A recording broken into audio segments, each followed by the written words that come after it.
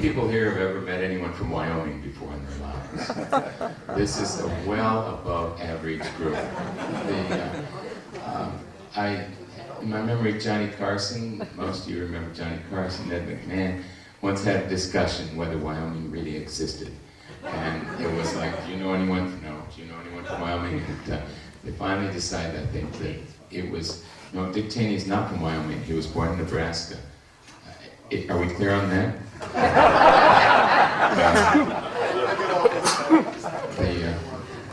I'm glad we got that cleared up right at the beginning.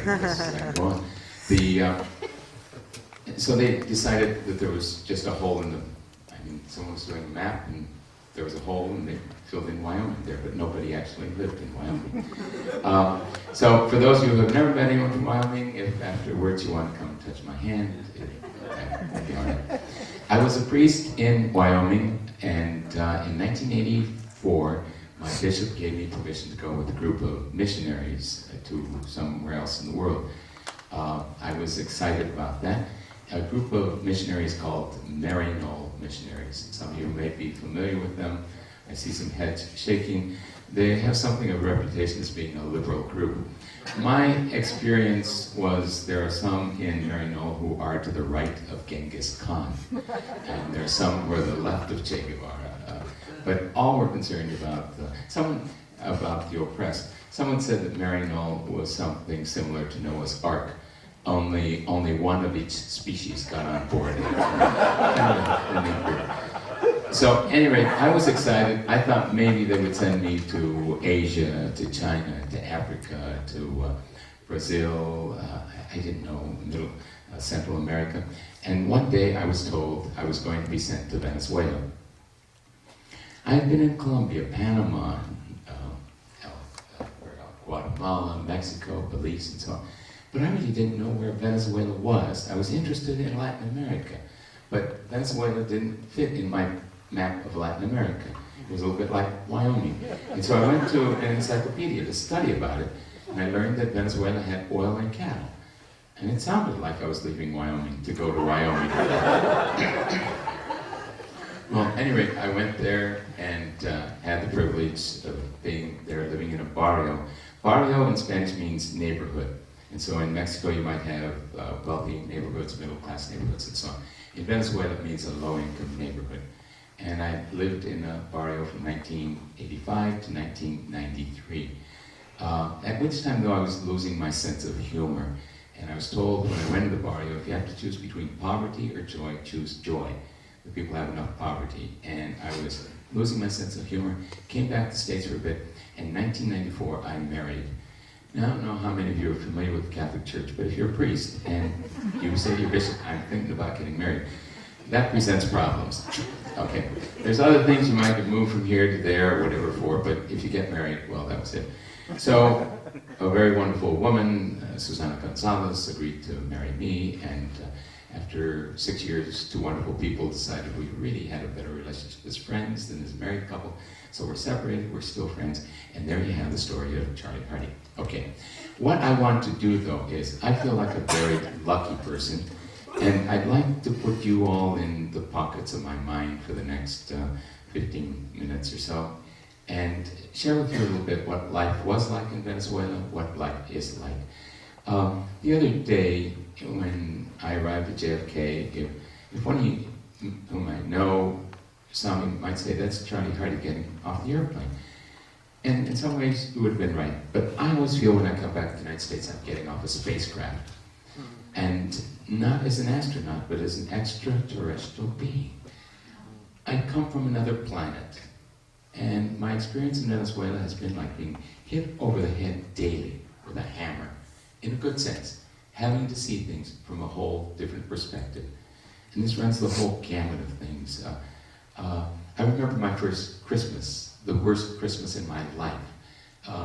Here I am, Cheyenne, Wyoming, waiting for a silent night, holy night, all is calm. I knew it wasn't going to snow in Caracas, but how about some Christmas carols? Would you like to hear one typical Christmas carol from Venezuela? Fire the cannons, Jesus is born. Okay, let me try that this Christmas in Rochester. See what happens. We would go Christmas caroling when I got custom things. At 5 o'clock in the morning, set off fireworks, start beating on drums, de contento, voy cantando. And the people come out with hot chocolate and coffee and so on. Again, try that, 5 o'clock in Rochester, and see what people throw out their windows if they do it. I also remember Christmas Day, going out and seeing the kid and saying, "Did you get any Christmas presents?" And he said, "No." And I wasn't accustomed to that. I want to know what he got. Visiting a family, and we're talking about there's a lot of sickness in the barrio, and this little girl says, "Yeah, my daddy said even the baby Jesus has been sick this year. That's why he couldn't bring me any Christmas presents." In Venezuela, it's baby Jesus, not St. Nicholas or Santa Claus that brings presents. Okay, a whole different reality. I was given the privilege of living in a cardboard and tin shack. To give you an idea, and I mention this because it was a government housing project built in the 70s when that oil money was pouring into the country. Government built shacks for people. To give you an idea of what life was like there, I walk out of my house one day and next door neighbor says, "Charlie, are you feeling better?" I said, "Yeah, how do you know I was sick?" She said, "Just the way you've been breathing for the past few nights, we could tell you weren't feeling well." Okay. We lived crammed together. A practical problem, which, you've heard some very intelligent people tonight, but there's some basic problems, human needs that affect us, such as what do you do every day when you live crammed in with other people and you have no water and you have to go to the bathroom? Okay. Sorry to bring this down to this level, but what we would do, we would urinate in a corner of our house and it would run out into a ditch, and that water in time would become black, and I had to step over one of those ditches to get to my house. Okay, that's easy. What do you have to do? Some of this is being taped, you can leave it on, you can cut it off, but what do you do when you have to poop? What we would do is, you may have some suggestions, I won't wait for them. We'd put a newspaper down the floor, and we'd squat on it. And then you just wrap that up, throw it up the hill behind my house, throw it down the hill the other way. It was just a moment of ignominy. When you saw people carrying newspaper in their hands in the morning, you didn't even say hello to them, okay? But let's be practical, and this, you may think there was no value in this. I think there was maybe great therapeutic value in this. One day, a young man came in the house, and he saw a newspaper, and he said, "Charlie, I want that newspaper. That is mine." It had a picture, it had on the front pictures of all the presidents of Venezuela for the past 30 years. And he said, "Just think, I can crap on all of them at once." So I mentioned that to you. I know this is good intellectually, but also some of you from time to time might feel frustrated. The world isn't going the way you want it to go. Pick your newspaper and glance around and so forth. All right. There were other things too, though. Here's two little kids playing, and 4-year-olds, and one says to the other, "Don't be so egoistical." I said, "Don't be so egoistical." When I was a freshman in college, bought a book, Word Power Made Easy by Norman Lewis, to increase my vocabulary. First chapter had the difference between egotist and egoist. Egotist is someone who talks a lot about themselves. Egoist is a selfish person who thinks a lot about themselves. And here's this little kid, don't be so egoistical. And I'm wondering, what college did they go to? And where did they get a copy of that book? By the way, that book cost me 35 cents in 1957. Today, you can still get it at $7. Gasoline was 35 cents at that time. Today, we're not there. If you pick up the 2007 World Almanac, there's a couple pages there that says the price of gasoline in the United States right now is the same as in 1981, if you take into consideration inflation during that time.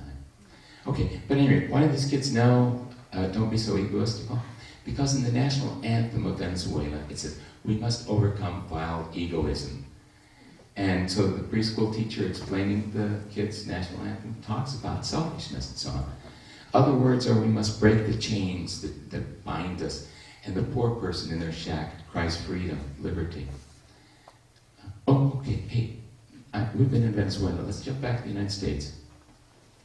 And our national anthem. And the rocket's red glare, the bombs bursting in air, gave proof through the night that our flag was still there. Again, I'm just saying, put yourself in my shoes. You come back. We must overcome selfishness, egoism. The poor person shouts freedom, liberty, and then you come back, and the bombs bursting in air are the proof that our flag is still in the air. Okay. Let's work for America the Beautiful or something like that. Okay? All right, so we're back in 1985. Let's go fast forward to 2005, 2006. I'm in a barrio. There's some people from the United States in front of me. I'm translating, and that's like Spanish goes in, English goes out. English. Sometimes I actually get dizzy as I'm doing this. And so this kid, he looks like a barrio hood, maybe 24, 25. He's talking about the revolution and the true basis for the revolution. And I'm addressing a group of people from the United States. By the way, what do we call ourselves if we're from the United States? We are Americans. But it's really 1/4 of July in the United States. I heard someone singing, "I'm proud to be an American, at least I know I'm free." And I thought, gee, that's a great Venezuelan song. Because you see, people in Venezuela are also Americans. But think about that. If you're from Venezuela, you're Venezuelan. You're from Brazil, you're Brazilian. If you're from Mexico, you're Mexican. But if you're from the United States, we've got to think of another term. And so I've been working on this. Was I in front of a group of United Statesans, United Statesers, US, and somewhere along the way, we could call ourselves USers, users. So anyway, that day, I was in front of a group of users, translating from Spanish into English, and this kid says there's two bases for our revolution. One is participative democracy. You have representative democracy, that's fine, we're in favor of that, but we want more than that. We want participative democracy. And it's not a matter of electing our officials for 2 years, 4 years, 6 years. We've got to stay on top of them all along the way. And if we're not happy with them, halfway through we can get them out of office. And this isn't something just with Chavez. We've been working on this for a long time. And we've lost people because of this. There have been many people who have disappeared and who have died because of working for this. And it's one of those things that's just coming up now. Over 2,000 people disappeared during those years of democracy. That before anything happened in Chile, before anything happened in Argentina. But the other part of it is the endógeno part. And I mean, words in, words out, words out. And he says endógeno, and nothing came out. And I looked at this woman who was in Venezuela for a long time. I said endógeno. She said endogenous. And so I said endogenous. I didn't know what it meant. How many of you know what the word endogenous means that have been to Venezuela? I know what endógeno means. Endógeno. Okay. What does endógeno mean? I'm from Venezuela. Oh, he's from Venezuela. Okay. And this young man, I finally looked at him and said, what does it mean? He says, President Chavez has said that for centuries we've had models imposed upon us from without. Now we must look within and find new models for our country, for our world. And that's what endogenous means, coming from within. Okay, 85, egoist. 2005, endogenous. And it's a word very common throughout Venezuela today. A few weeks ago I was at the Fabricio Ojeda Endogenous Center. And Chavez, it belongs to the oil company, a huge piece of land. It was used for refueling fuel tanks, fuel trucks or whatever. Chavez saw it and he said, this is a perfect place for a housing project. And you probably read in the newspaper, he's very dictatorial, authoritative, and so on. And so what you have there today is no housing project. Because the people said, in the barrio surrounding it, we don't want a housing project. What we need is work. We need a medical center. We need schools for our kids and so on. And so, as a result today, you have, what work can you do? So make shoes, sew clothing. So you have a cooperative, not really a factory, a cooperative, where they are making shoes. And everybody gains the same salary. At the end of the year, they share the profits. You have a clothing factory where the same thing is going on. You have an outpatient clinic going in with a middle-class person. He says it's as fine as any in Caracas, any private clinic, where they're adding on a rehabilitation center for physical therapy. There's a Mercal market where the government sells food at lower prices, subsidized food. They're building a school of popular construction where people can learn to do better with their electricity and plumbing and build better houses. And there's a primary school, preschool, elementary school, high school going up. Okay, anyway, I'm in this place making shoes, and the person I'm with has a pair of shoes in there. And I said, are they good? And he said, yeah, I got them 2 years ago. So I said, can anyone buy shoes here? Anyone. And I said, well, I'd like to buy a shoe. And they said, however, not right now. Because a petroleum company has asked us right now to only make school shoes for school children in Bolivia. And that's what we're working on right now. Now, about that same time, in Bolivia, there was massive flooding. The United States sent $1.5 million of aid to Bolivia. Venezuela sent $15 million of aid to Bolivia. 10 times more. Now, of course, I realize here in the United States we have certain priorities, and flood victims don't seem to be on the top of the list. So, all I'm saying is, I go back and forth, these two worlds, boom, boom, boom, boom. I've written a book. What I've tried to do in the book is share the past 20 years from the viewpoint of the barrio people. It's not interviews with famous people, but it's interviews with important people. People like Juan, Maria, Jose, Indira, Noelia, and so on. And these 20 minutes won't be able to cover that whole book, but you might be interested in looking at it. I would like to cover those two things very quickly, going back to what life was like before. In 1989, as Olivia mentioned, there was massive rioting in Caracas. It came about because of, a situation like this. Any of you buy a loaf of bread within the past week or so? Okay, how much you pay? Please, the woman in I that. have no idea.